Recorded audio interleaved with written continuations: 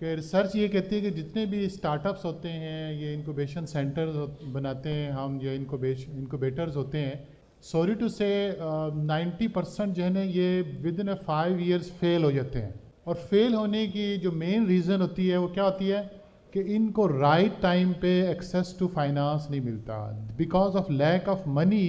ये हमारे इतने इनोवेटिव आइडियाज़ होते हैं, ये फेल हो जाते हैं। Is we are also introducing specialise schemes, because we believe that अगर हमने इनके की प्रायोरिटी सेक्टर जिसमें एसएमई है, आईटी है, फ्रीलांसर्स हैं, हाउसिंग है, इनको प्रमोट करना है, तो we have to build affordable financing for these sectors as well. तो जो स्टार्टअप्स यहाँ अवेलेबल हैं उन्होंने भी इनडायरेक्टली मेंशन किया है फंडिंग का। तो अगर उनको एक्सेस टू फाइनेंस का इशू है, कैपिटल का इशू है, वर्किंग कैपिटल चाहिए, तो हमारी वर्किंग कैपिटल की एसएमई स्कीम है, उससे आप फ़ायदा उठा सकते हैं। और इस पे आपको जो है एक रीज़नेबल अमाउंट लोन की मिल जाएगी थ्रू कमर्शियल बैंक्स, और ये सब्सिडाइज स्कीम्स हैं। Dr. Salim, we twist our discussion toward financial inclusion. As he is the expert of financial inclusion, working in SMEs, and now I'd like to ask him that what State Bank is doing in this regard, especially for developing the SME sector with respect to IT industries. Thank you, Huma. I will relate your question to our first session जो आज हुआ है।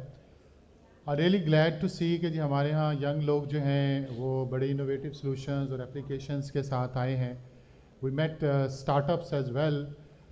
लेकिन एक data है जो मैं आपके साथ शेयर करता चलूँ कि रिसर्च ये कहती है कि जितने भी स्टार्टअप्स होते हैं, ये इंक्यूबेशन सेंटर्स बनाते हैं हम, या इंक्यूबेटर्स होते हैं, सॉरी टू से 90% जो है ना, ये विद इन 5 years फेल हो जाते हैं। और फेल होने की जो मेन रीज़न होती है वो क्या होती है कि इनको राइट टाइम पे एक्सेस टू फाइनेंस नहीं मिलता, because of lack of money. ये हमारे इतने इनोवेटिव आइडियाज़ होते हैं, ये फेल हो जाते हैं। तो here there is a need a role of the central bank as well as the commercial bank जो हमारे यहाँ मौजूद हैं। तो we are here to support these innovative ideas and the projects through specialise schemes. और जैसे कि हम रिप्रेजेंट कर रहे हैं स्टेट बैंक पाकिस्तान को, जो कि सेंट्रल बैंक भी है, रेगुलेटर भी है, और trust me State Bank of Pakistan is playing a dual role, जहां हम monetary policy, foreign reserves management, public debt management कर रहे हैं। वहाँ हम इकोनॉमिक ग्रोथ और एंटरप्रेन्योरशिप को प्रमोट करने के लिए भी अपना रोल प्ले कर रहे हैं। That's why we are here today.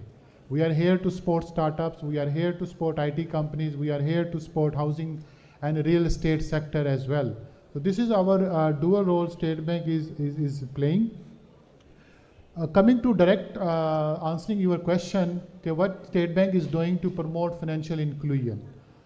State Bank is doing 3 types of role, are the key features what we are doing. Number one is we trying to build a market for SME sector, housing, agriculture, Islamic banking, through introducing different policies, procedures, creating enabling environment, and ultimate goal is to promote financial inclusion. And second steps are the measures we are taking is we are also introducing specialized schemes, because we believe that अगर हमने इनकी priority sector जिसमें SME है, IT है, freelancers हैं, housing है, इनको promote करना है, तो we have to build affordable financing for these sectors as well. तीसरी चीज़ जो है, we are doing awareness sessions, capacity buildings for the commercial banks and our employees as well as other stakeholders as well. तो क्योंकि हमारे यहाँ पे startups हैं और SMEs के लोग रिप्रेजेंट करते हैं, उनके साथ मैं शेयर करूँ कि we are trying to promote financial inclusion and access to finance through different schemes. तो उसमें सिर्फ मैं 3 स्कीम्स का जिक्र करना ज़्यादा मुनासिब समझता हूँ, और ये स्कीम्स हमारी वेबसाइट पे अवेलेबल भी हैं, उनके फीचर्स भी आप देख सकते हैं। तो जो स्टार्टअप्स यहाँ अवेलेबल हैं उन्होंने भी इनडायरेक्टली मेंशन किया है फंडिंग का। तो अगर उनको एक्सेस टू फाइनेंस का इशू है, कैपिटल का इशू है, वर्किंग कैपिटल चाहिए, तो हमारी वर्किंग कैपिटल की SME स्कीम है, उससे आप फ़ायदा उठा सकते हैं। और इस पे आपको जो है एक रीज़नेबल अमाउंट लोन की मिल जाएगी थ्रू कमर्शियल बैंक्स, और ये सब्सिडाइज स्कीम्स हैं। जो उसमें वर्किंग कैपिटल का है वो तकरीबन 7% पे आपको मिल जाती है। इसी तरह से आप यंग लोग हैं तो prime minister youth loan scheme है, उसमें 3 कैटेगरीज हैं। फर्स्ट कैटेगरी में 5 लाख तक का लोन जो है वो फ्री ऑफ कॉस्ट है, उस पर कोई मार्कअप नहीं है। जो कैटेगरी 2 और 3 है उस पे जो है तकरीबन 7.5 मिलियन का आपको लोन मिल सकता है और 7% जो है उस पर मार्कअप है। तो मार्केट रेट जो है तकरीबन 30% चल रहा है, तो आप कह सकते हैं कि 22% आपको इनडायरेक्ट सब्सिडी मिल रही है। इसी तरह से वुमेन इंटरप्रेन्योर है, यहाँ पे वुमेन इंटरप्राइजेज भी आई और उन्होंने भी अब प्रेजेंटेशन दी है। उनके लिए खुशखबरी यही है कि हमारी एसएमई वुमेन इंटरप्राइज की स्कीम है जो 5% पे आपको फाइनेंसिंग दे रही है। 5% पे आपको फाइनेंसिंग मिलती है और इसमें रिसेंटली जो है वो कोलेट्रल की जो रिक्वायरमेंट है वो भी ख़त्म हो गई है। You have to show your business case, business planning जो भी है, डॉक्यूमेंट्स कंप्लीट करें, आपको बहुत इजीली लोन मिल जाएगा। थर्ड जो है वो साफ स्कीम है या आसान एसएमई स्कीम है, उस पर आपको 10 मिलियन तक का लोन मिल जाता है और ये इसका जो मार्कअप है ये 9% पे है। तो ये भी एक बहुत ही इजीली आपको जो आपकी फंडिंग है, फाइनेंसिंग रिक्वायरमेंट है, उनको मीट कर सकती है।